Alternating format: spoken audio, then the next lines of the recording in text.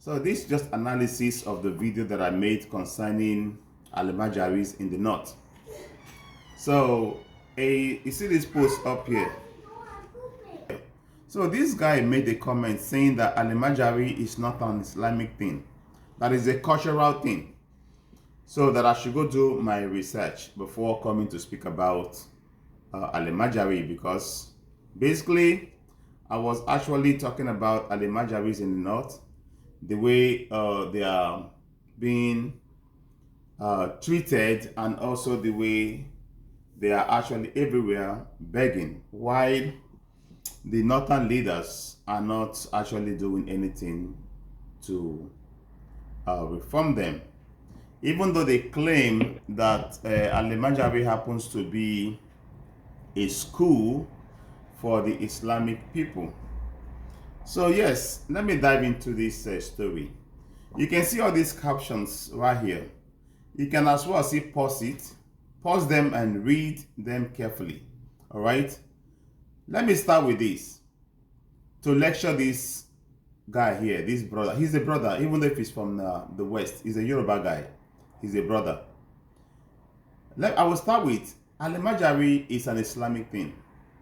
Start with this. This is the only way that Al-Majari is built for as a school, an Islamic education center where they can be able to be taught how to read and write and also recite Quran, okay, and understand their culture and value. Okay, that is what the measure is. Despite that, the families involved allow their children to go from different states. You see the one from Sokoto come to Mina. From the one from Mina go to Sokoto, Kano, Katsina. They go to different areas, different states, going to different schools in the care of teachers, in the care of imams, malams to take care of them. All right. In that process, most family pledge their land in feeding their children and clothing them, while some family give out a lot of send money, all right, in terms of feeding and taking care of their children. And some of them also farms and sell the crops and send it. But it's overwhelming because when the family had too much going on, just like in the north, you see a young man have a little kiosk. That you know that everything that you have in that kiosk is less than 5,000 naira, or let's say 10,000 naira. But he have 3 wives. That 3 wives, you already have about 8 children. How much will he be able to? And that 8 children, he has gotten about 5 boys, 3 girls. We know that those girls will be married because they're not going to leave their father's or mother's home. But the boys will go travel to another state at the tender age of 10 years. All right, and to go and learn the school, because if the school will allow in the same town from their parents' house to work there, it won't be like that. But they have to travel to another state, and now at this point they are being pushed to fend for themselves. That is why you see a lot of Al-Majari in the north carrying plates and begging for food, even though they had a lot of elite that can actually stop it or can actually provide for those mortality or for those schools to be feeding. So this is Islamic thing, not that is just a thing, because the Northerners were not even Muslim. Let us go to that culture thing you're talking about. They are not Muslim. They were conquered by the Mohammedans in 14th centuries. You understand? They were conquered by the Mohammedans in 14th centuries. When the Fulanis stepped in Sokoto, it's a story for another day. Every scholar knows this. The same, you that is actually talking about it, you're a Yoruba guy. We know that Yorubas were not even a Muslim. Let's go back to the drawing board. Yes, Yorubas were never Muslim. Just the same way, the other tribes, like the Igbos, the Ibibios, the Efiks, the Edos, were never a Christian. Let's put it that way. But when the kingdoms of Benin was conquering a lot of cities, conquering the Yorubas as well.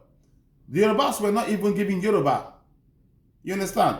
They were called the great kingdom of kingdom of the Oyos back in the days.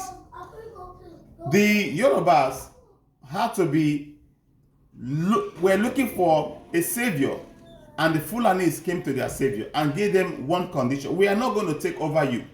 The only thing the Yorubas were looking for an alliance. The Yorubas were looking for a savior. The Yorubas were looking for a safe home.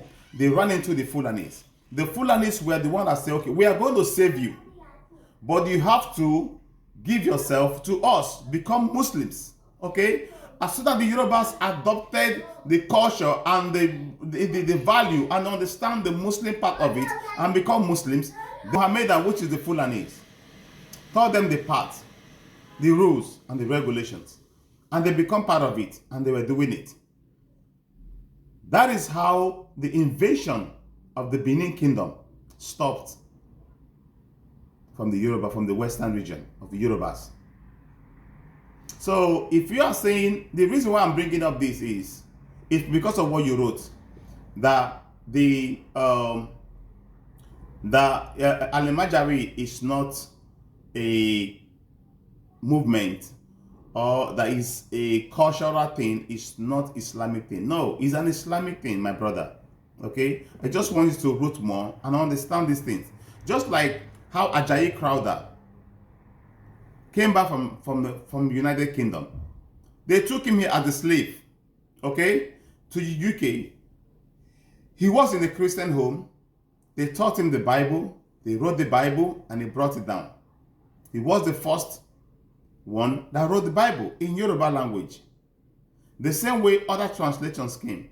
The same way the Igbos, the Edos, the other part were also given the Christian religion. Do you understand? So this is a movement thing. But what we are saying is that the way the almajaris are being handled in the north is not fair. All right, treatment, a better treatment should be given to these young folks so that they can become a better future. What I'm saying is this, in essence, have you ever seen any big man child in Nigeria, in the northern region, as an almajari? The answer is no. It's always the ones that are from the bottom. You understand? Share this video. It's just a throw light, okay? It's just a throw light to what we've been talking about. All right? I'll see you guys again.